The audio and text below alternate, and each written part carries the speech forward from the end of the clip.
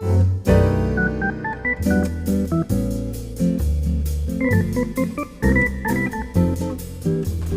welcome to Better Bachelor. This is Joker with a face for radio and a voice for print.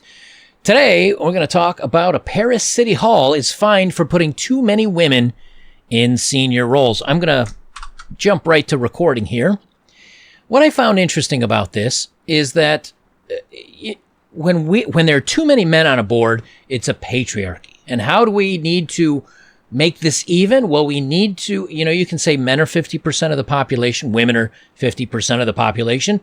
So we should hire positions not based on qualifications, not based on your history or your education or how hard you work or how well you do.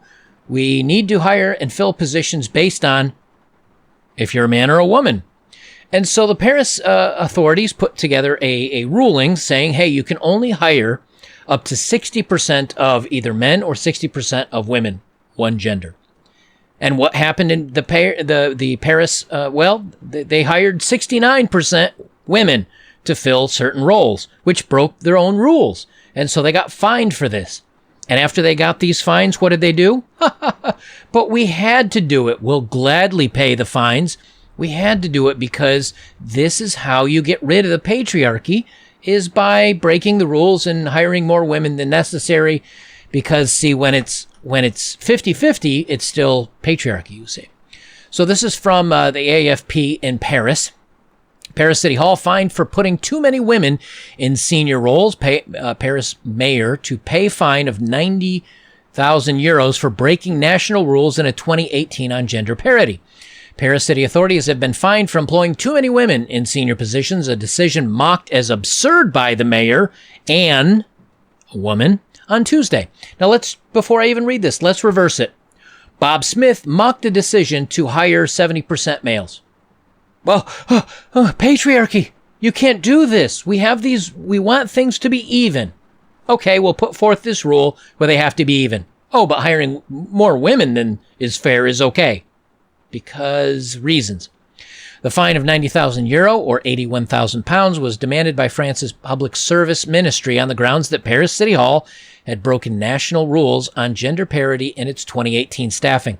I'm happy to announce that we've been fined, Hidalgo, a member of the Socialist Party, told a city council meeting, adding that she had been filled with joy when she learned of the penalty. Hidalgo said she was faulted because 11 women and only 5 men were named to management positions in the City Hall in 2018, meaning that 69% of the appointments went to women. Times are changing. Ladies can do stuff now, and you're going to have to learn how to deal with that. Yes, just deal with it. Yes, we made these rules to make sure that women were treated equally, but when they're overabundantly hired, well, that's okay. Then the rules that we set up to make things even go out the window, you see. She said the management of City Hall has all of a sudden become far too feminist, said Hidalgo, who was reelected for a new term at the helm of Paris last year. Of course, she was speaking sarcastically. According to the text of the ruling cited by Le Monde, City Hall violated a rule dating to 2013 that stipulates that one sex should not be accounted for more than 60% of nominations to management positions. Hidalgo said she would take the check for the fine to the government in person, along with her deputy mayors and all the women working for her. Taking a more serious tone, she added, "This fine is obviously absurd, unfair, irresponsible, and dangerous," adding that women in France should be promoted with vigor because the lag everywhere in France is still very great. So, see, women are falling behind in many areas. So if we overhire in this area, that's okay. But what happens to the men that are now out of balance in this? Well, until there's equality everywhere, then it's okay to just treat women special in this one area. What happens when there's equality everywhere? Then they can't do this, right? But what happens then when they say, because they change the rules to suit their own purposes, let's be honest about this. What happens then when they say, yes, but women have been unrepresented for 30 or 40 years. Now that women are at 60 or 70 or 80% of the positions, we're just making up for the lost time that happened back then. See, that's how this works. It's always going to be whatever favors us is okay. And if it is unfair, well, we're just making up for lost time. That's how they even this out. Yes, to one day achieve parity, we must speed up the tempo and ensure that more women are appointed than men, you see. Responding on Twitter, France's public service minister, Amélie de Montchalin, from the ruling La République En Marche party, acknowledged that the fine had been levied for 2018. So we're just going to throw out and set aside the fine, you see. Since then, the absurd rule on party in management has been repealed, she noted. So they just got rid of the... So to get women in, they put the rule in effect. Then once women are in, like her, what was her name again? Hidalgo. Anne Hidalgo. Once Anne Hidalgo's in place, they put the rules in effect so women can get into place. And then once women are in place and hiring more women than men, they get rid of the rule saying that it's okay to be equal. And so they get rid of the rule, and now they can say there's no rule. We can hire as many women as we want. They've effectively, it might have been a man's club at one point. The women came in, they got power, and now they're kicking out the men. Sound familiar? I mean, it's almost happening in every place. You can't make this stuff up. The rules are good until the women get in, and then they get rid of the rules that help the women in the first place. Now it's okay to just hold back on men.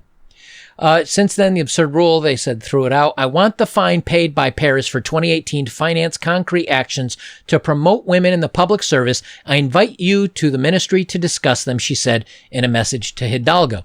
Now, what's interesting is that this is the worst part of this. The fine that she's so happy to pay is taking taxpayer money from this pool and moving it over to this pool. She didn't pay for anything. Her department didn't pay for anything. The citizens paid this department. That department got fined and moved the money from this department to that department. The government is paying itself, in essence, to just decide to break its own laws, to break its own rules. And this is okay, you see. So when you hear more and more men deciding, you know something, I'm not going to participate, whether it's in government, whether it's I'm not going to, make a huge amount of income because so much of it pays for taxes and things I don't agree. This socialist government, and I'm not necessarily picking on the socialist part of the government. That's a completely different topic, and I don't want to do politics here. But what I am talking about is women were underrepresented. They passed a law to make sure they were represented, and now that they're being overrepresented, they get rid of the law that helped them get the representation, and now that they're in, there's nothing you can do about it because remember, it's a socialist party. So if the Socialist Party continues to make, when you're in power like that, you can make the rules that best suit you, then you implement those rules, and that pretty much guarantees that you stay in power. This is what happened to Venezuela. This is what has happened to almost every socialist country that has ever put this forward. When the party gets in favor, they change the rules to stay in favor, and that's what these women are doing. It was okay when they were behind. Make the rules, let us get in. We got in. Now we're changing the rules to keep us in, and that's exactly what they're doing. When men see this kind of stuff, this is just another, there's straw after straw after straw on the camel's back. There's one of these times that one little extra straw is going to break men. Some men have already been broken. And you hear about guys not only talking about going monk and not dating, not getting involved with women anymore, but you also hear about guys saying, I'm not going to make more than is necessary to keep me happy. I'm not going to work extra hours to put 20% or 50% or 60% of that in my bank account, but give 40% to the government. This is what's happening. And what happens with these kind of rulings coming along is that at a certain point, there is a breaking point. There is a breaking point. And we've talked about before how women admit this themselves. So this is not me coming out and saying something that is derogatory or unheard of. Women think and deal with issues by emotion. Men tend to think of things logically. Well, when you have a government thinking through things with emotion, and these women thinking through problems with emotion, this exact ruling is what you get. Well, I'm okay paying the fine. It's not our money anyway. We'll pay the fine, and then we'll get rid of the law that made us pay the fine in the first place. Now we can hire as many women as we want. It's fair. It's not against the law. And now we just put in 70% women. So what happens then when some of these men fall in line to keep their jobs and they say, okay, we'll do what you want. We'll hire women. And next time it's 80%. And then after that, it's 90%. And pretty soon the government's filled with only women because they got rid of the laws for parity. And once again, I'll say it one more time. And then when men want to complain about it and say it isn't fair, they'll say they're just making up for lost time because men have controlled the government since the 1800s or 1600s or whatever they want to go back. You've had a good men for 300 or 400 years. Now it's the women's turn. And equality is right out the window. Then it's women rule and you have to deal with it. See, the more that they talk about, well, we want equality, we want fairness, they only want equality when it doesn't suit them. Then, once they get equality or are doing better, they'll find a reason to get rid of the equality and why women now need to be in charge. And there you go. All right, let me get off the complaining. Now it is time for our dating profile of the day.